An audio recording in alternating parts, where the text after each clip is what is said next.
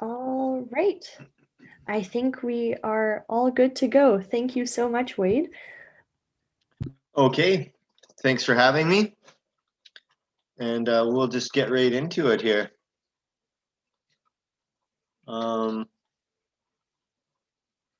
So,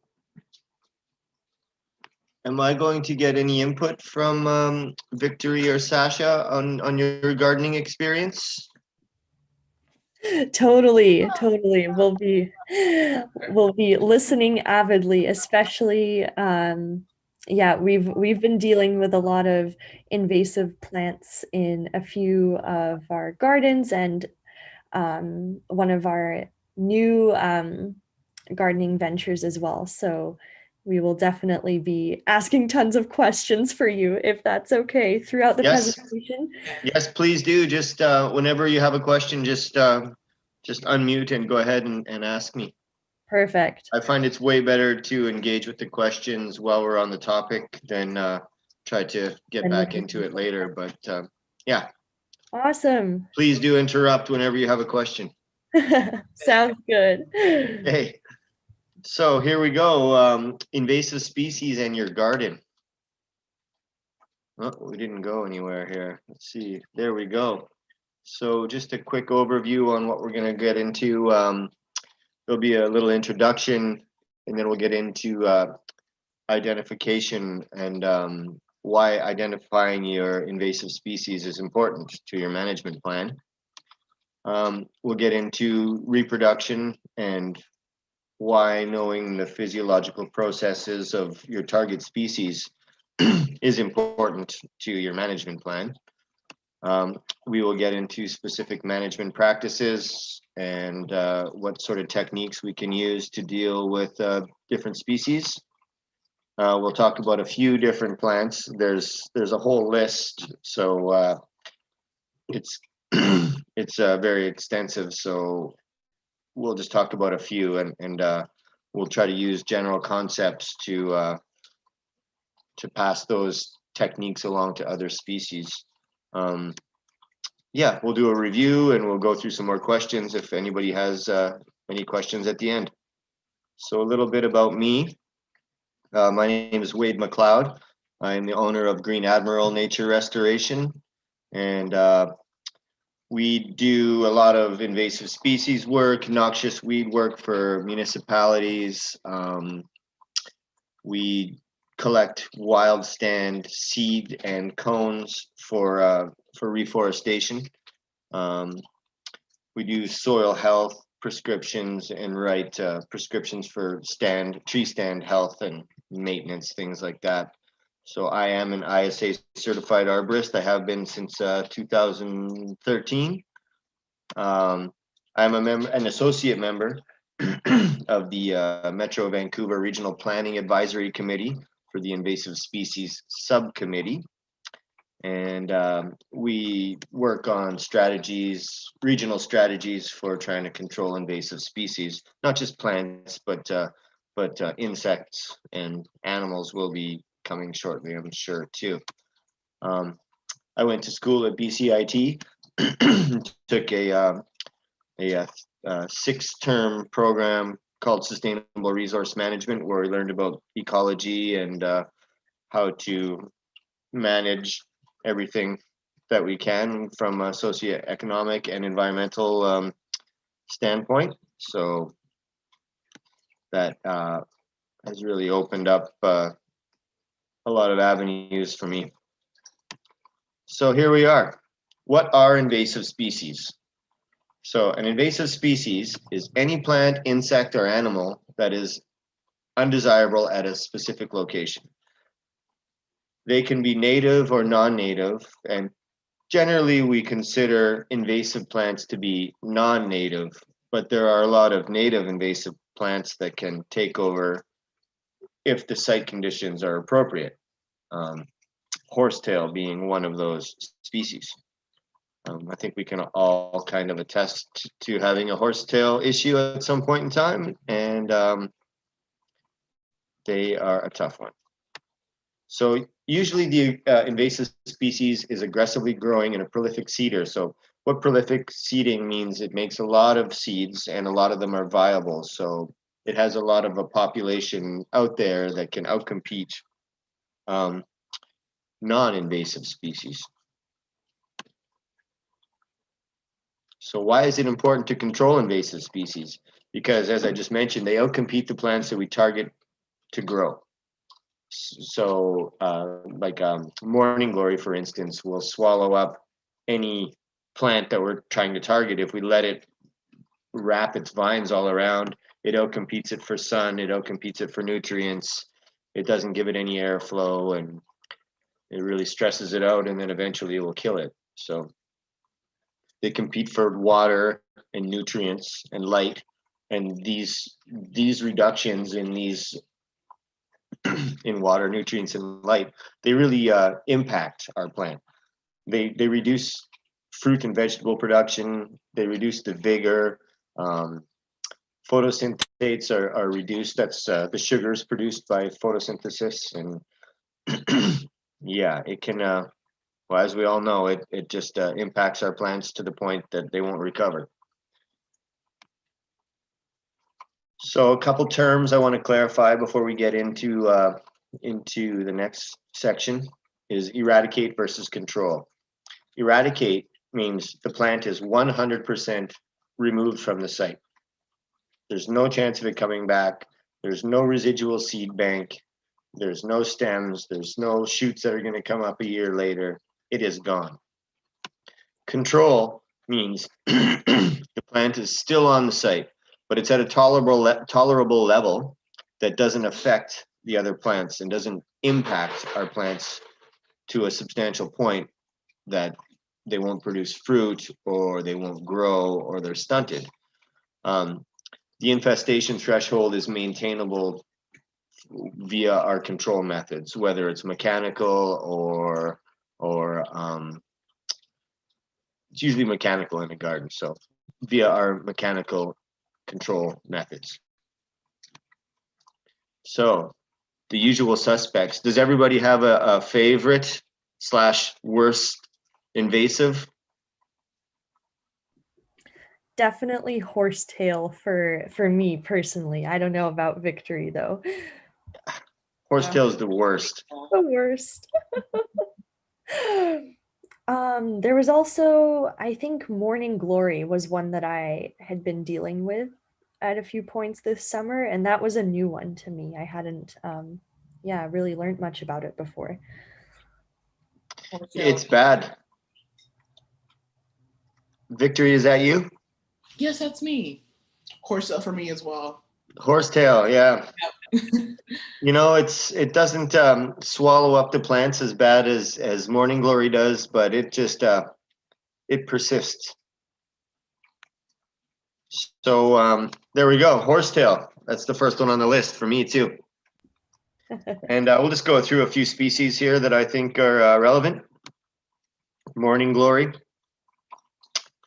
or bindweed, as we like to call it on the prairies. Archangel, yellow archangel, lamium. Terrible for not only our gardens, but this species is shade tolerant. So as lots of our municipalities back onto green spaces and our continual forests to the north, we have a real risk of letting this shade tolerant species into our understory, and it already is in a lot of places, and we have to make sure that that just doesn't continue into our natural areas. Blackberry, everybody loves blackberries, everybody hates the plant. Himalayan balsam is quickly moves in after any knotweed treatment or any site clearing event. They I don't know if you guys have dealt with this one at all, but it is a real aggressive spreader. It's easy to pull out, but it's prolific seeding and its dense occupation of sites make it difficult to control. Ivy, there's another one of our shade-tolerant ground covers that threaten our natural ecosystems in the intact forests, right up there with lamium. Actually, buttercup too. Buttercup is the same, although not as shade-tolerant as ivy and lamium. Still very much a threat to our intact ecosystems.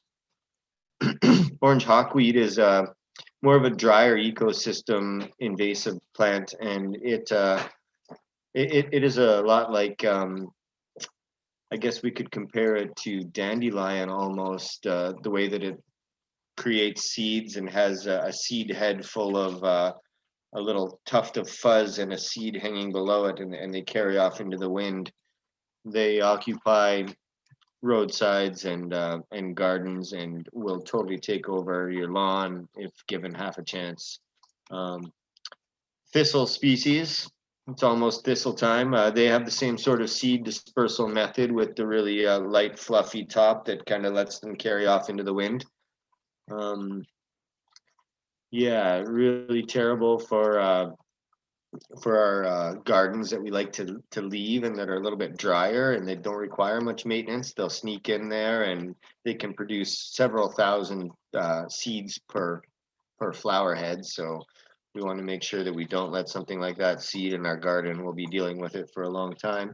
Not to mention that they're quite spiky and aggressive plants for sure. Then there's knotweed.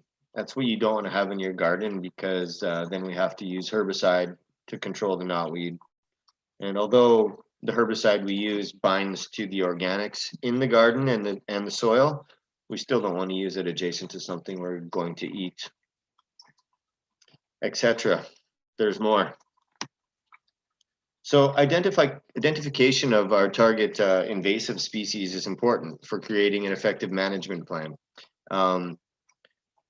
If we don't know the physiological processes the plant goes through or its characteristics of growth and reproduction, then we won't be able to create a comprehensive plan with any effective outcome.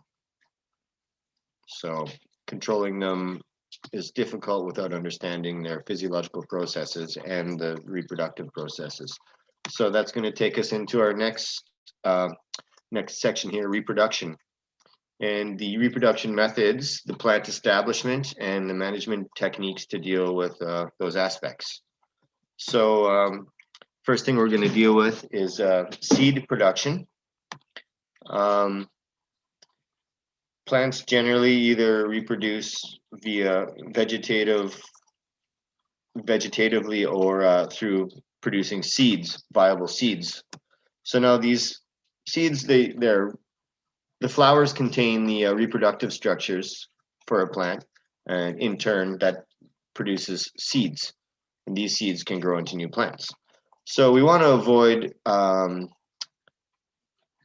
any seed production from an invasive plant like morning glory or something like that, where if a flower forms, we can have a mental trigger go off and know that it's starting to produce seeds that will then deposit in the soil, prolonging our maintenance plan or our eradication attempts.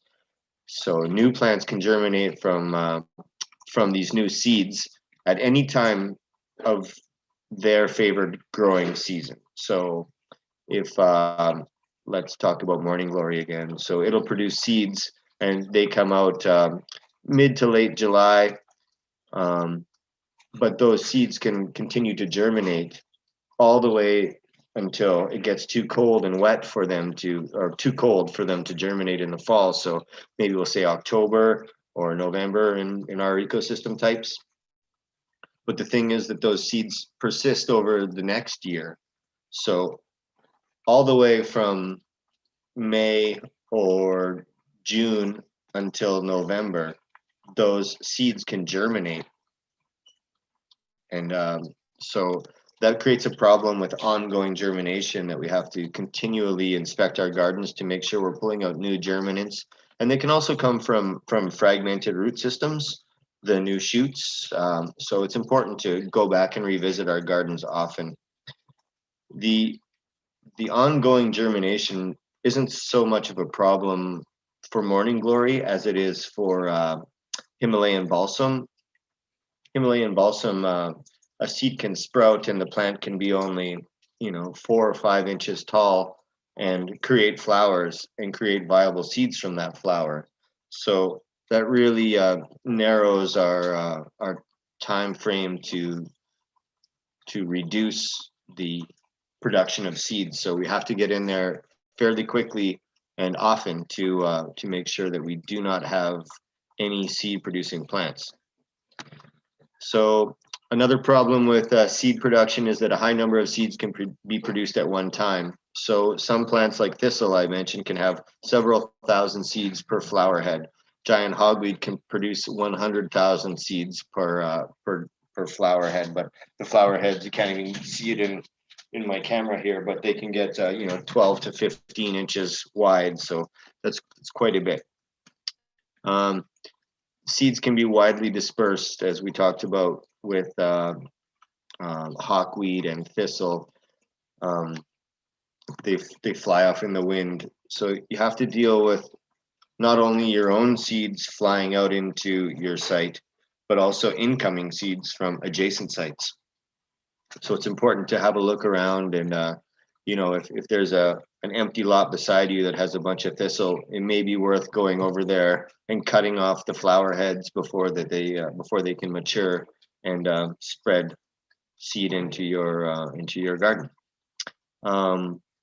The Himalayan balsam, when the flowers produce the seeds and then they dry up into these oblong structures that become under tension. So as they dry, they become under quite a bit of tension, and they finally let go, and they throw the seeds quite far.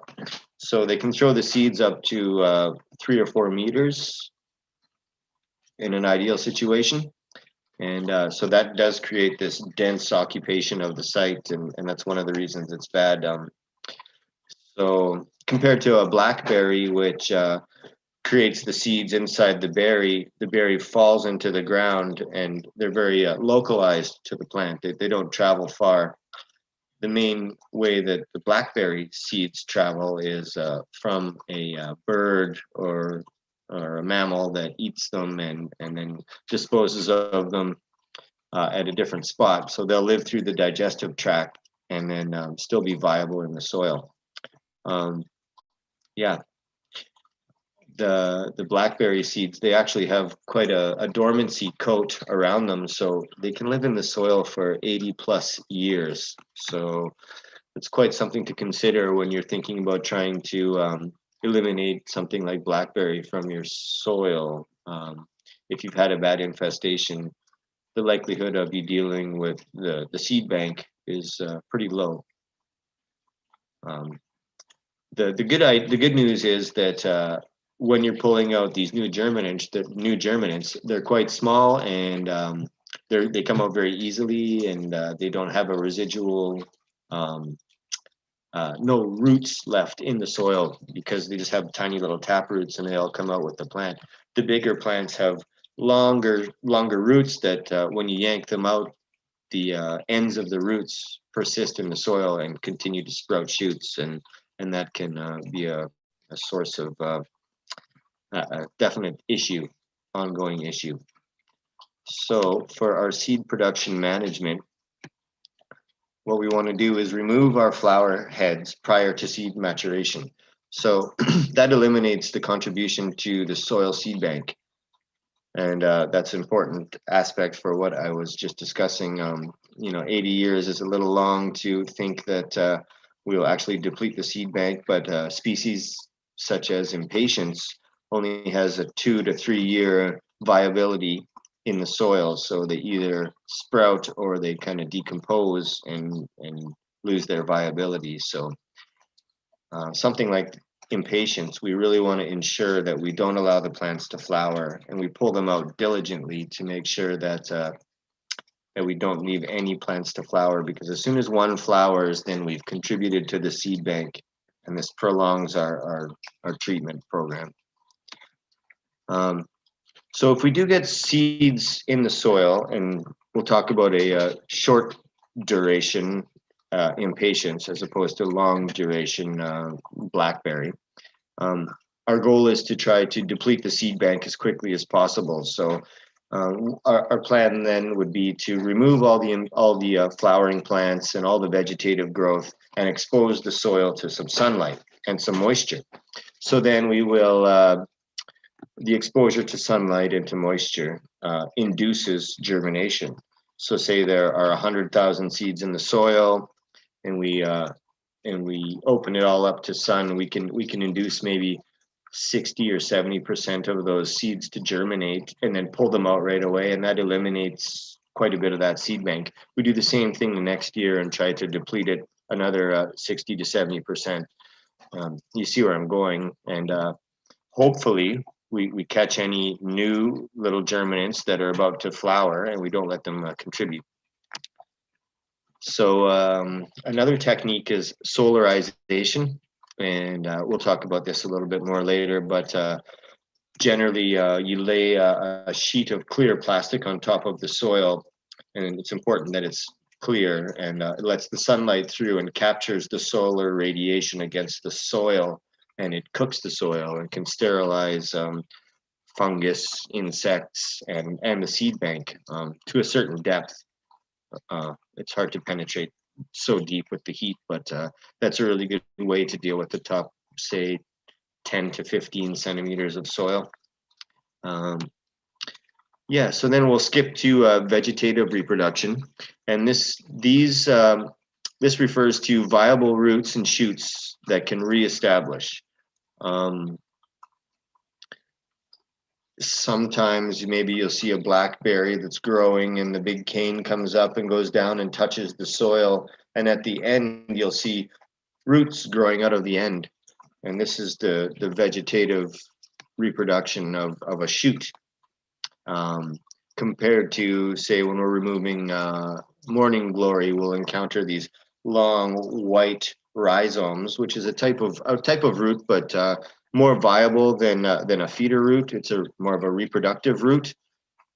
So these rhizomes, if we encounter those and we're removing morning glory, if we happen to drop one of those or don't get them all out of the soil, they will instantly sprout new shoots and begin to grow.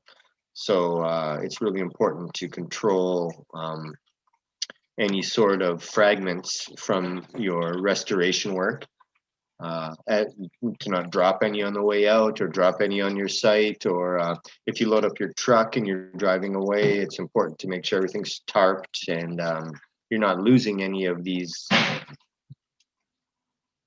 viable root fragments. I had a quick question. Yes. Would this also apply to horsetails, the kind of, what's the word for them? The, I guess, needles that kind of come off of the horsetail. If one of those is dropped when you're removing it, does that also lead to the plant reproducing again? Or not so much the needles or the leaves, or horsetails are in their own kind of category with that sort of thing, but those are less viable than, say, the main stem leading up to more of that foliage. The main stem going down is definitely going to produce roots, and even more so the rhizomes in the soil that they run along the soil and produce a plant, and then run along the soil and produce another plant. So when you pull them up, they can come up in a long, almost scaffold of these new plants and this reproductive root, the rhizome. So those are what you really want to watch for, more than just dropping a few of those leaves here and there. Okay, perfect. In an ideal situation, I'm not exactly sure, but I think that those would root. But because that they're so skinny, the water will evaporate out of them fairly quick, so they don't have time to develop roots. There's no reserve in there for them to make a root. Where the other ones that are a little thicker, they have a little more reserve and are more prone to being an issue. Totally. Okay, awesome. Thank you. No problem. That's kind of the case with most plants, like blackberry or lamium or ivy. It's those. It's not necessarily the leaf that'll root. It's more like the main stem and the root. Okay. Yeah. Ivy gets those tiny little adventitious hairs on it, and they're the start of roots, but they're more just to hold on to the side of the building. They can absorb water, but they don't start to develop a true root until they touch soil and start to develop these more absorbing roots. So they're primed and ready to go. All those ivy stems are. If you drop any of those, they will take off right now. I know. So persistent. Oh my gosh, I know.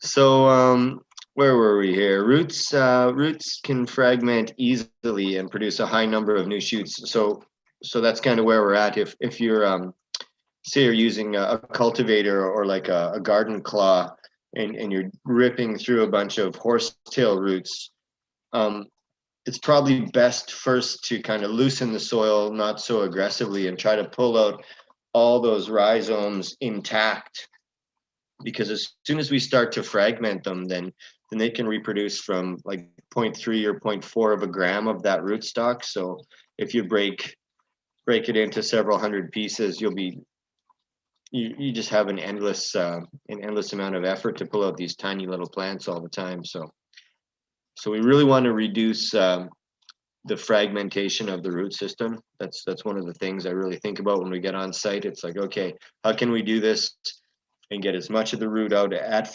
our first go without breaking it into a million little pieces? So it's a really important concept, that one. So kind of tied to that is the deep roots. So if we go in to pull out, say, a blackberry root crown, most of most of the root ball sits just a few inches below the soil and comes out in a big chunk. But it has these long roots that go down, and they're so well anchored that eventually the tips break off when you're removing it. So these deep, persistent roots, they will eventually sprout again and push up more plants.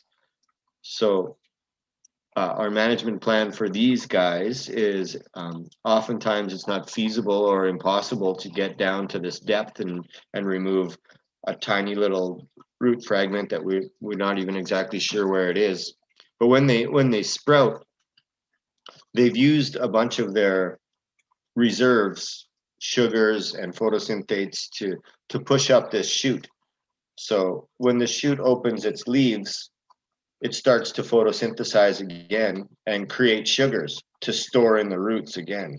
So if we can get them when they first come up, before the leaves open up, to start absorbing sunlight and photosynthesizing, then we deplete the reserves in the root system. And that's an important management tactic concept for just trying to deal with these low roots or horsetail, which is incredibly persistent, and these are the things. So this is why the diligent and often removal of these shoots ends up finally working in the long run. Something like knotweed, they just seem to get their energy from not having any roots, and they can grow without sunlight, and they just seem to have all this endless amount of reserves. So with knotweed, we don't employ this method because it just makes it grow crazily underground. We use herbicide on knotweed, so that's one of the reasons you don't want to have it in your garden, because you don't apply herbicide directly beside the foods you're going to eat. Not that I believe that the herbicide that we use is contained and doesn't move around through the soil, but we use enough of it to see that there is some effect on adjacent roots. And it's not because it moves through the soil, it's because your non-target plant roots and your target plant roots that you have treated and you haven't treated, they are rubbing up against each other. So there's some transfer from plant to plant. So that's exactly why you don't want to use herbicide in your garden. And if you do, use a herbicide that has a short half-life and will break down quickly, and you won't have an ongoing issue in your garden. Some herbicides last for quite a few years and are quite persistent, we don't like to use those residual herbicides in our gardens. So yeah, any questions about that? Okay. So here we are into the vegetation reproduction, the management techniques for that. So before we set up our garden, it's important to do at least a little bit of preemptive work. And one of the things that I always recommend, and I do for my own gardens, is I sift the soil, and I just get a screen, and I just pour the soil through a screen, and just try to sift out all the big chunks of morning glory roots or horsetail roots. It will collect some seeds depending on the size of the mesh, but lots of our invasive seeds are quite small, and we'll still get through the size of the mesh, depending on how fine you're going to get your soil. So so before we set up our garden, that's one thing I like to do. And if we're not going to do that, I think it's important to really loosen the soil and dig through really diligently, find any persisting roots and get them out of there. The morning glory is bad, but I find if you get after it in the spring and you find the long white rhizomes that are growing really aggressively, yank all those out of the soil. The rest of your year is really manageable after that. So before you plant, it's a really good time to get in there and go through the soil, find anything that's weird in there and get it out of there. Get everything prepped, and then you're good to go. So if you do find some roots in there that are well anchored, or a bigger plant from the previous year that you're having a little bit of an issue to get out, use a garden claw or a cultivator to kind of get in there and loosen the soil around the anchoring roots. That'll help you get the root out and have less fragmented end bits to deal with down the road. So the more you loosen it out, the easier it comes out, and the less tips you break off it. So that's the main takeaway from that one. So let's get into some management, some best management practices. Here we have a picture of some invasive blueberries, and this is out in the city of Richmond at the nature park. They have a bog there, so that's lots of sphagnum moss. So the soil is very acidic. Blueberries and the whole Vaccinium family, they love very acidic soils. So the birds drop their droppings off and have been eating blueberries around in the blueberry fields, the blueberry farms in Richmond, and then their droppings sprout blueberries in this really favorable soil. So the blueberries have taken over the bog 100%. They are 15 feet tall, and they are just a solid wall of vegetation. It's interesting to think that a blueberry would be an invasive species, but in this ecosystem type, it's totally taken over. So this is why I was mentioning earlier that an invasive species is just any plant that's growing where we don't want it to. And I tell people about the invasive blueberries, and they're like, how could that even possibly be a thing? Because who doesn't like blueberries, right? But it's outcompeted all the native species there that are a little slower growing because of the highly acidic soil. So we're using a technique here to shade out the new shoots. So you can see this ball on the left has not been treated and has lots of new growth. And the one on the right has lots of dead stems, lots of dead tissue, a few live ones coming through on the other side, but you can see how reduced it is in vigor just from having this plastic on it for a couple of years. We'll talk some more about the shading technique as we get a little further here, but first I'll just go through all the techniques that we employ as a management company. So manual removal is a big one. We're out there digging and pulling stuff out all the time, using cultivators, using pickaxes, using shovels. For more established species like bamboo, we use We use mechanical advantage or machines, little tiny excavators if we have to, but there's been lots of issues where we have bigger plants in and we end up tying ropes around the root ball and then tying the root ball up to a pulley and using mechanical advantage to remove it.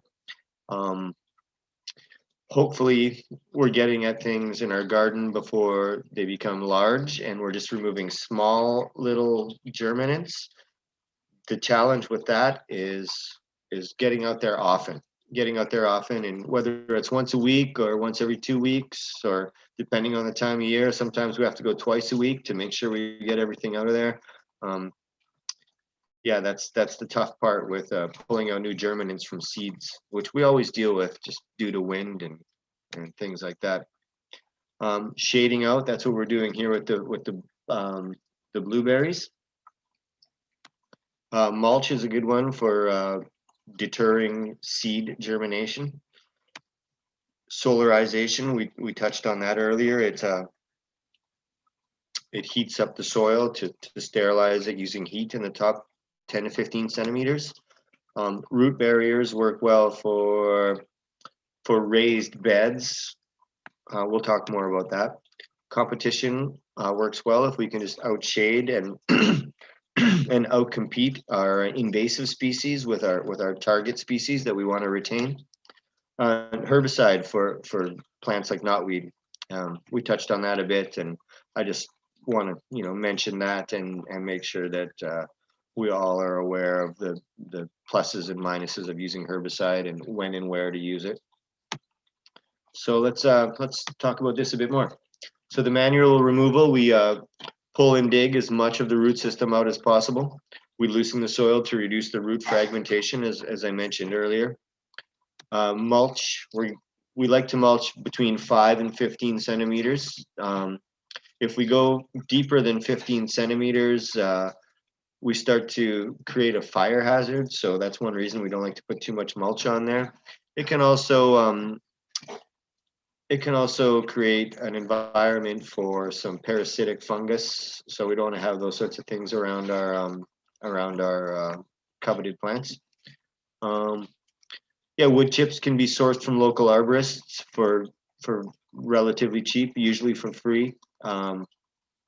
So what the mulch does is it creates a barrier from the really moist soil down at the bottom of the profile and creates a buffer there. So if any seeds do land on it, they land on the dry wood chips at the top and they don't touch soil, so they can't germinate. So this really reduces our germination rate of airborne, especially airborne invasive species. So prevention and prep, really important. Prepping your garden beds by sifting soil and lining beds with geotextile fabric. One thing that we don't necessarily think of as invasive is cherry trees. And if there are any cherry trees in the vicinity, their roots will source out the nutrient-rich soil of your garden, and you will have cherry tree roots and trees sprouting out of your garden if there are any around. So that's one main reason to line the bottom of your raised beds, especially if they're against a lawn or something like that, where there's a cherry tree around. They can get right up there, no problem. Horsetail is bad for that too, especially on a lawn, because the lawn will be getting mowed regularly, and if any horsetail shoots are going up, they're getting mowed. No one ever sees them, but the horsetail underground doesn't die. It just looks for somewhere to go. So if you put your raised bed on top of a lawn with horsetail in it that has been mowed, you would never know. All of a sudden, horsetail comes out of your garden. You'll be blaming your soil source pretty quickly, but oftentimes that's what I find. It's coming from the ground underneath, because horsetail is everywhere, and if it's not growing everywhere, there's spores blowing in from everywhere, because we all know how much horsetail there is. Yeah, so the diligent and consistent removal of unwanted plants is imperative to controlling infestations. We want to start aggressively, and we want to maintain pulling out every single thing we can along the way that we don't want in there. That's the best way to keep a garden clean. Shading out, we cover areas with dark material so no light can penetrate. This reduces the vigor of the plant and eventually depletes all the photosynthates and resources. Yeah, that's what we're doing with the invasive blueberries. Cardboard works well. If you don't want to use plastic, you can just lay down some cardboard. It biodegrades. Make sure all the plastic tape is off it, and you can lay down cardboard between your rows to keep plants from establishing and germinating there, or if you have areas you just want to suppress some plants, just laying down a couple layers of cardboard does wonders. Solarization, we touched on this. This is the clear plastic that you lay on top of the soil, and it captures the solar radiation. Excuse me.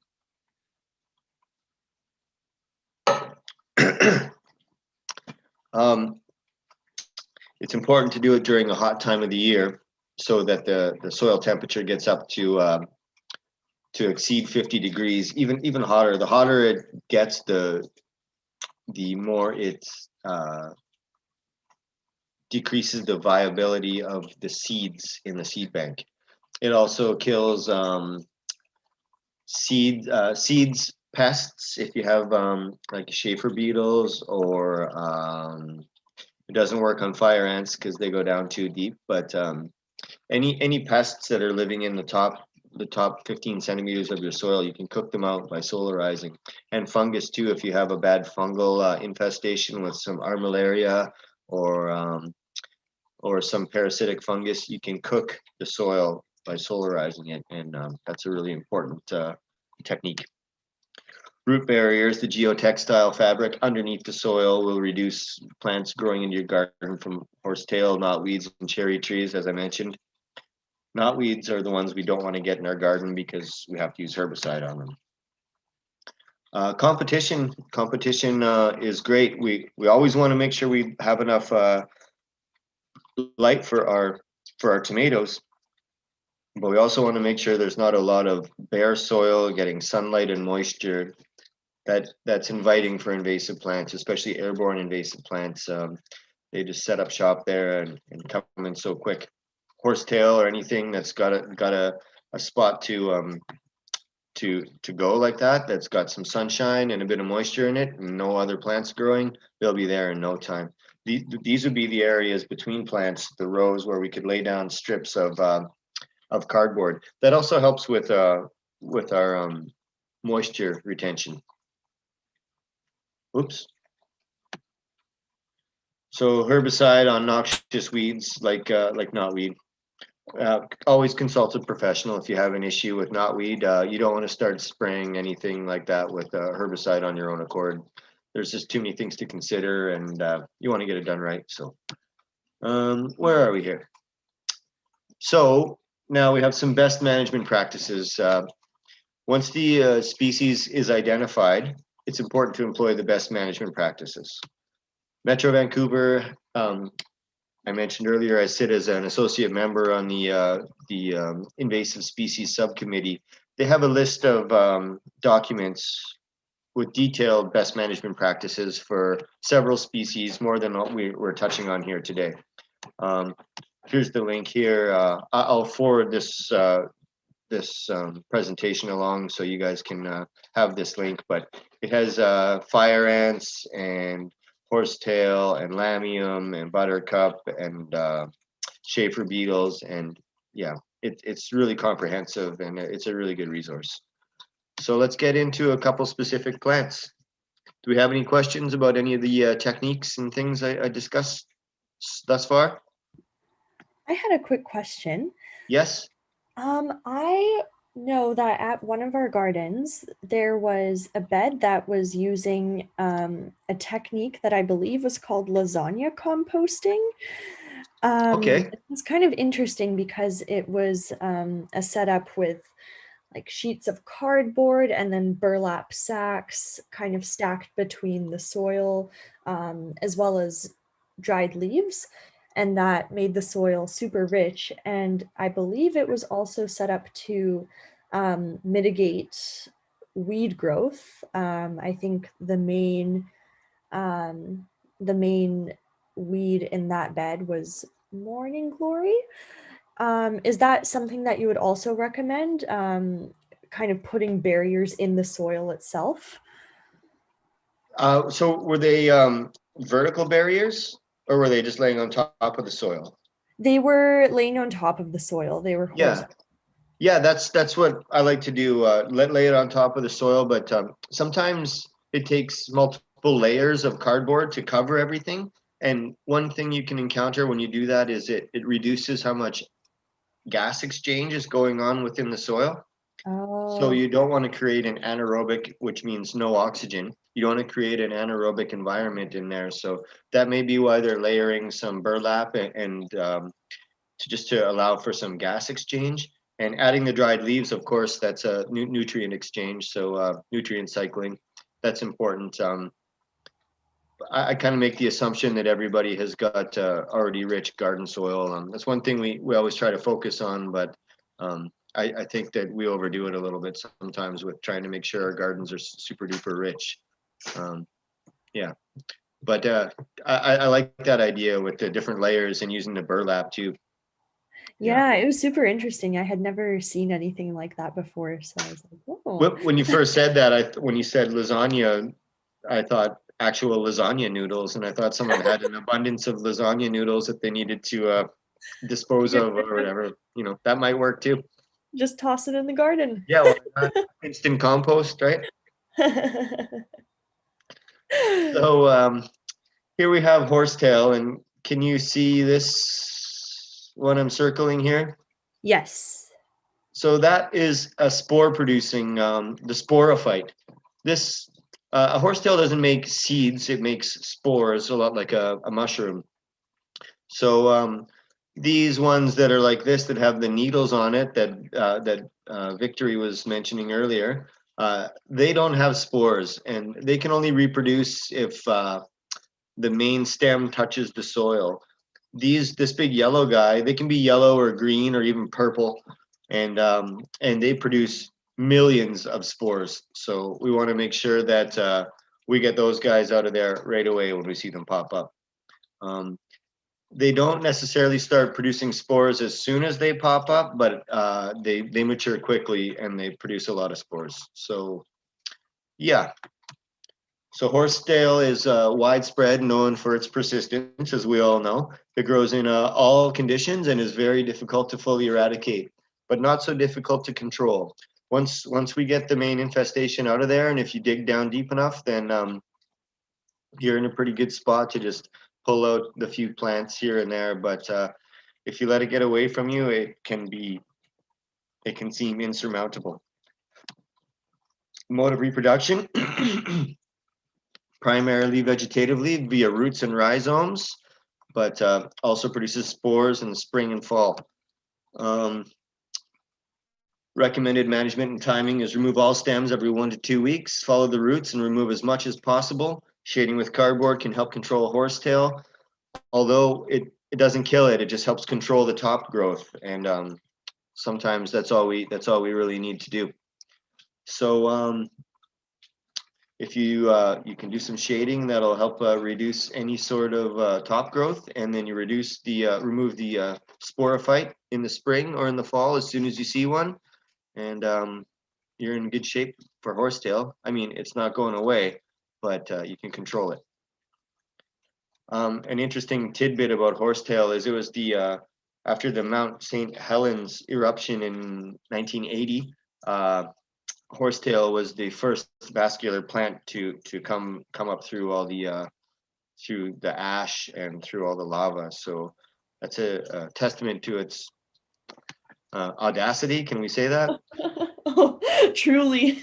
Yeah, it's like that. It's one of those primary species that come up seemingly out of nowhere. So that's the spores that do that. Okay. It's one of the main reasons we want to make sure we get the spores out, because if your neighbor has a huge horsetail infestation that's blowing a million spores into the air, a minute, then Game over. yeah, it's tough to control, right? Totally. How are we doing for time here? We just have a few more minutes, right? Yeah, up until 4, but no worries if we run a little bit longer. That's totally okay I too. have just a few more specific things I want to go through, and then we can just chit chat about whatever questions you guys had. Sounds good. Let's see here. So here we have morning glory, lamium. I just like to call it lamium because there are so many different species running around. Ivy and buttercup. These are all shade tolerant and all kind of follow the same modes of reproduction vegetatively, but they do produce seeds. Mostly from vegetative growth, though, is the primary mode of reproduction. So these guys, as I mentioned earlier, shade tolerant. They come in every single garden basket. We all have had one or two or houses or properties growing with them at some point in time, and they all get away from us. And yeah, we don't want the ivy to continue up trees because it'll choke out the tree the same way morning glory chokes out our blueberries. And we don't want them to get into our intact ecosystems, that's for sure. So recommended management and timing is early spring, especially if we can get them before we get our garden set up. Once we get our garden set up, the roots and the rhizomes are all intertwined with our target plants, and it gets more and more difficult. So our best chance at an effective management plan is to get them out before we plant our garden. Chase the roots and rhizomes as far as we can into the garden to reduce vigor for the remainder of the year. And once we get all the chunks out, if we do a nice sift, that really helps reduce the fine fragments that we'll miss otherwise. Remove new shoots as they're encountered and ensure the plants are not allowed to flower or produce seed. So that's consistent through all those species. Blackberry, everybody's favorite fruit, everybody's least favorite plant. So they do reproduce vegetatively, although if the plant is cut, it dries instantly and it doesn't transport well. So it's not like it'll fall out of the truck and start growing somewhere else. It's far more likely that seeds will fall out of the truck and eventually start to grow blackberries after the dormancy code is worn off. Yeah, I say that they do reproduce vegetatively because as they grow out and the tips of the canes touch the soil again, the tips will grow roots out, as I mentioned earlier. But if you cut it and take it somewhere and try to do that, you have a hard time, which is good because we have enough of a blackberry issue. So recommended management and timing is we cut back large plants and reduce and remove the root crown as much as possible, taking as much of the root system out as possible. Remove new plants as they emerge. Generally, they're small with tiny root systems, so really easy. But again, the hard part is getting back there to make sure that you remove every new germinant. They generally don't flower in the first 2 years, so we wouldn't be dealing with a deposition to the seed bank for the first 2 years. But the plant does get more robust and have more persisting roots the longer we let it sit there. Himalayan balsam or impatiens, touch me nots, the whole genus of impatiens is quite an issue. Orange hawkweed, that's more of a drier site issue, but we still see it quite a bit. And thistle, these all kind of follow the same management plan. So all seed production, and the hawkweed and the thistle are airborne seeds with a little tuft like a dandelion tuft and then the seed below them, so they float around like little helicopters. And the Himalayan balsam, as I mentioned earlier, has the pods under tension that snap and throw seeds around, so they can disperse quite far, and we want to make sure that we cut off all the flowers before any of that happens. So pull the plants out in the spring after the initial flush of growth, and plants will continue to germinate all summer, and even the smallest plants can flower and produce viable seeds. So after we get a treatment done where we feel like the site is empty it's important to go back and do another sweep to find all those new germinants, because it only takes one little plant to create a few hundred seeds, and you can lose it so easily. It's imperative to remove new germinants ASAP to ensure they don't flower. Yeah, weekly inspections are recommended for these species. Knotweed, roots and rhizomes, get somebody to come in and use herbicide, and don't try to do it yourself. That's all I've got. And hit me with any questions you have.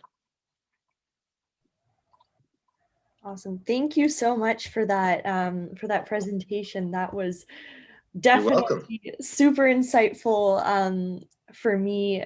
And I have a few more questions for you, if that's okay. And Yes, please. Victor, if you have any, feel free to jump in too. But my first one was regarding horsetail again.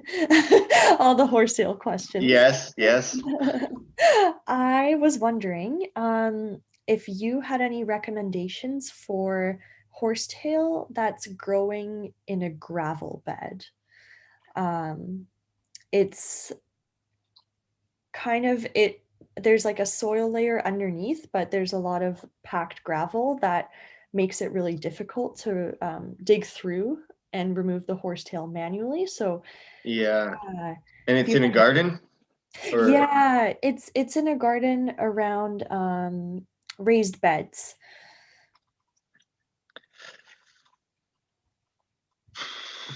That's a tough one. You might want to think about putting some cardboard down, just on top of all the gravel, and yeah, it'll eventually become mushy and start to kind of decompose. That's what you want, but doesn't make it easier for getting around on the gravel. That's a tough one, and it's pretty bad, or? Yeah, it's kind of coming up in patches. So what I was recommended to do by a garden center was to try using dolomite lime to control it a little bit. Yeah, that changes the pH and can kind of slow it down. Yeah. Okay. Yeah, that's a good idea. So that more so slows it down rather than eradicates it. Yeah. Eradicates it. Yeah, it slows down its vigor. Again, using it in conjunction with the removal in the spring or something would be good. That would be your best time to give it a bunch of effort, is in the spring. The springtime. Dig up as much gravel and yank it out where you can, and then lay down some dolomite lime, and then put the gravel back on top. Gotcha. Okay, perfect. I'll make a note of that actually. Yeah, that was one of the other things that we were potentially thinking of doing for that specific area, was just laying something out on top of the horsetail patches to just try to get rid of them that way. But what would the time frame for that look like? How many weeks would it take for horsetails to be shaded out? It would be an ongoing thing you would have to maintain for probably a couple of years. Gotcha. Yeah. Yeah, and eventually, like they just kind of the roots kind of just go dormant, and then when they get to a favorable conditions again, they'll just try to grow again. Like Mount St. Helens, right? And then there's the spores coming in from everywhere. Like, I'm sure as we've been online here, we've all inhaled several billion horsetail spores. So it's really hard to wrap your head around that one. My goodness. Truly coming at us from all corners. Oh yeah, for sure. I do lots of we grow mushrooms too for different applications, and and it's crazy, the just thinking about mushroom spores, and the same thing, we just breathed in several billion mushroom spores in the last hour. It's crazy. Wow. Yeah. We grow oyster mushrooms for remediation of soils. They eat hydrocarbons and they clean soil. Oyster mushrooms. Oh, okay. So it's crazy with these microscopic spores, and if there's a few oyster mushrooms growing, there's this white powder all over everything of these microscopic spores. It's crazy to think how many come out of a mushroom, and Just horsetail would one. be the same sort of situation. Yeah, yeah, even just like a singular mushroom. One mushroom or one Bad horsetail stem. Yeah. Bad news. Perfect. Victory, did you have a question? Not really. I was mostly interested in hearing about whether or not the lime would be helpful, because that's what Sasha applied the other day. But it's good to know that it would slow it down a little bit. It will slow it down, but what you're essentially accomplishing is changing the pH of the soil. So you just want to make sure that you don't put any of that in your garden beds, because then you're going to change that soil pH so drastically that maybe some of your target plants aren't going to thrive there. Right. Okay. Gotcha. Yeah, horsetail likes it around 5 to 6 of a pH, and dolomite lime will bring it down to 3.5 or 4, which is where blueberries and vacciniums and huckleberries like to grow. So Okay. interesting. They love it so acidic. I thought that dolomite lime was alkaline, no?